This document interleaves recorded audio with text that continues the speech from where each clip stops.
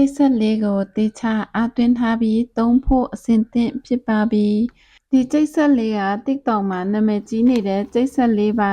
လွယ်လွယ်ကူကူသုံးလို့ရမယ်လို့လည်းထင်ခဲ့ပြီးတော့မှဝယ်ခဲ့မိတယ်။သူများတွေလုပ်ပြတုန်းကတော့ share ပေါ့လွယ်လွယ်ကူကူသုံးရမယ်လို့လည်းထင်ခဲ့မိတယ်။အခုတော့ကြက်သွန်ဖြူနဲ့ငရုတ်သီးကိုရောပြီးကြိတ်လိုက်တယ်။တအားများတော့လို့သူမနိုင်ဘူးလို့ထင်ခဲ့တယ်။ပြီးတော့မှငရုတ်သီးကိုထုတ်ပြီးတော့မှကြက်သွန်ဖြူတစ်ခုတည်းကိုပဲကြိတ်လိုက်တယ်။